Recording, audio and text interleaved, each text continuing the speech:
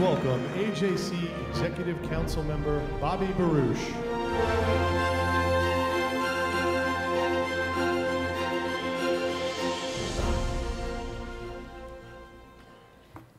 Good afternoon.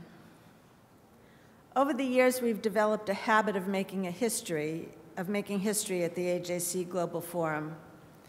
For those of you who were with us in Jerusalem last June, who could forget the moment when Chancellor of Austria declared for the very first time in his country's post-war history that Israel's security was a matter of Staatsräson, the fundamental national interest of Austria. On our plenary stage, Chancellor Kurz stated for all to hear that the security of Israel was non-negotiable for his country, and he pledged to support Israel whenever it is threatened in accordance with Austria's moral obligation to the Jewish state. Over the course of AJC's history, in the face of challenges and tragedies, we have always sought to innovate. We have always forged new coalitions and new advocacy tools, and we have always come together in defense of our core values. From the civil rights movement to Show Up for Shabbat, we've worked with our allies shoulder to shoulder, arm in arm to repair the world. And on Sunday, the community of conscience we've in effect been building for decades stood together and pledged our renewed commitment to our sacred pluralistic principles and to each other. And in that vein, it's my pleasure to invite three steadfast supporters of the Jewish people and Israel and dear friends of AJC to our plenary stage for another history-making announcement. Please join me in giving a warm welcome to Congresswoman Brenda Lawrence of Michigan, Congressman Debbie Wasserman-Schultz of Florida, and Congressman Lee Zeldin of New York.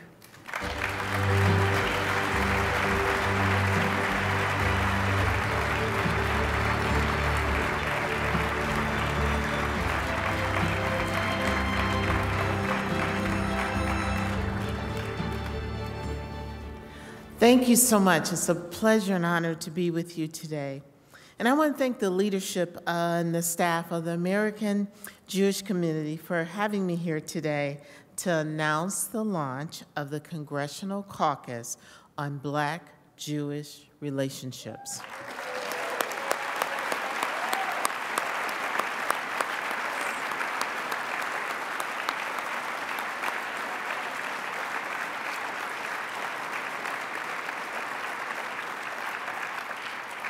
I am so honored to announce today a bipartisan caucus in Congress for the Black-Jewish relationships, and I'm honored to be joined here today by a part of the founding members, Congresswoman Debbie Wasserman-Schultz from Florida, Congressman Lee Zeldin, and to two other members who are the founding members of the caucus, the amazing John Lewis,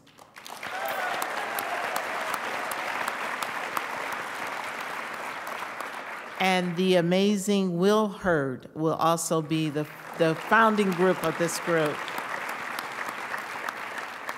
So I represent Michigan, and I have the largest group of Jewish population in the state of Michigan. So I've learned a lot of things. We're not always the same. So for grandmothers, you may say Bubby, right? Bubby. We say Big Mama. You like a lot of bagels and lox, you know, you go for that, right? We like some collard greens and cornbread, right? Holidays. And what's so great about, I was the mayor of a very, very large population of Jewish people, is that I get multiple holidays. I get Hanukkah, I get Kwanzaa, I get Christmas, I get Passover, I get Easter. So there's always a time where we're together celebrating. I want you to know why I felt this is so important. History we reflect on so often. And the history of the Black Jewish community coming together at a time in our history that many will say was one of the darkest times during our civil rights movement. Ladies and gentlemen, we are writing history. Never have there been a time that I feel strongly that we, the Jewish and the Black community, we need to show our leadership. Leadership and compassion.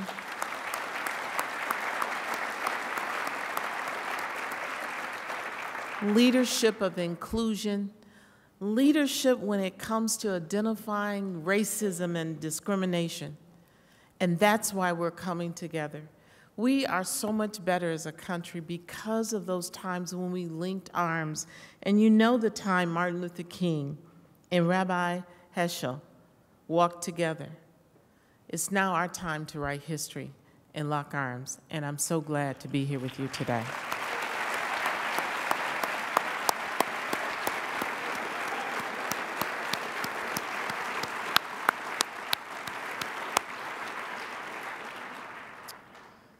As Congresswoman Lawrence was detailing some of what might set us apart with the names that we might call our grandmothers, the food, the holidays, there's a long, rich history, as Brenda pointed out, of what unites us. Most importantly, what has united us. Speaking of darkest days, yes, the Jewish people stood with the Black community during the civil rights movement, some losing their life fighting injustice.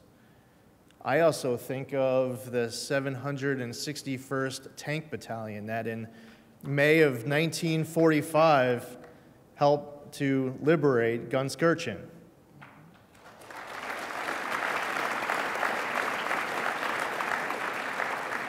That tank battalion made its furthest way east of any unit in the United States military and received 391 awards for heroism when they came home.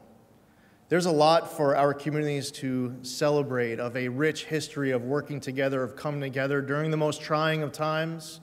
But right now in 2019, in the months that are ahead and the years that are ahead, I, with our co-founders, and hopefully with as many members of Congress signing on as well, can write a history of still what's in front of us, the challenges we still face, and all of the causes that should bring us together to bridge any gap that may divide us, what should unite us, should overcome any of those challenges that are before each and every one of us. We are stronger together, and that's why I am honored as well to join our co-founders. I thank AJC for their leadership, their vision in bringing us here, Bobby for the great intro, and Brenda for her words that I certainly very strongly agree with, and I'm sure if Congressman Lewis was here, and if Congressman Hurd was here, they too would agree with everything that Brenda said, her sentiments, her vision, her drive. It's also great to be here with another one of my great colleagues, Congresswoman Debbie Wasserman-Schultz from the great state of Florida.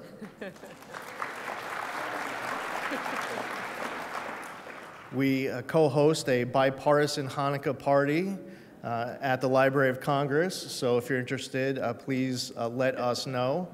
And as you'll see at those events, our communities come together strong.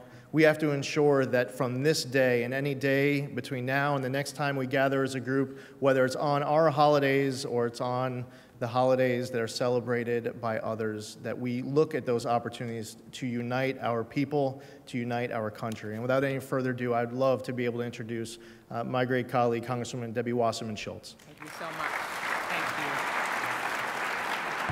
Thank you so much, Congressman Zeldin. Congresswoman Lawrence, I really want to start off by giving some credit where credit is due, because the vision for the creation of the Black-Jewish Relations Caucus in the United States Congress is the vision of this woman. So, Brenda, my friend Brenda came to me on the House floor well over a year ago with the idea that for so many years, our two communities, generation after generation, have stood in the gap for one another, have lifted as we climbed, and pulled each other along when that was necessary as well. And given these times that have often become toxic and even deadly for both communities, Brenda's vision, which is one that I share, that Lee shares, Will and John share, and all the members that will join our caucus and our efforts share, and that is that we know that we are stronger together, that if we re-strengthen the ties that bind the Black and Jewish communities and that have done so throughout history, that we are going to be able to right wrongs as we have in the past together. And I'll tell you, given Congresswoman Lawrence's opening, I smell a Black and Jewish soul food event hosted by this caucus in the very near future. That's right. I'll match my kasha varnishkas to your grits any day of the week. Bring it on, bring it on. But all kidding aside, there is so much history between us. There is more that unites us than divides us. The attacks on our house of worship, Tree of Life Synagogue, Mother Emanuel Church in South Carolina, it's come as no surprise that ignorance and hatred breed violence. What we witnessed in Charlottesville reminded us that the same groups who historically spread hate and fear to the Black and Jewish communities are not images from the past, but are front and center today. Our Jewish tradition teaches that we must speak out and act against injustice. We have a responsibility to make the world a better place. Tikkun olam, repair the world. Tzedakah, gemilu hasadim, the gift of loving kindness. African American and Jewish communities have a long shared history of confronting discrimination together. Lee mentioned the military unit that fought to help liberate the concentration camps. We are grateful that in the 1930s and 40s, when Jewish refugee professors were turned away by many institutions, it was historically Black colleges in the South who welcomed them. During the Civil Rights Movement in the 1960s, members of the Jewish community made up almost half of the civil rights attorneys who challenged Jim Crow laws. The 1964 Mississippi Freedom Summer, so many of those marchers and riders were Jews. As Lee mentioned, Rabbi Abraham Joshua Heschel is standing next to Dr. King in iconic photographs of that time. I am honored to stand here today with my friends and colleagues to launch the Black Jewish Caucus. And I will tell you that AJC has always held a special place in my heart. I took my first trip to Israel when I was a 25-year-old state legislator at the initiative of AJC, and it was one of the most memorable experiences of my life. And so it is not the least bit surprising that the organization that launched your own Black-Jewish Relations Coalition is where we have the opportunity to take that relationship to the next level here in front of American Jewish Committee. Thank you all so much.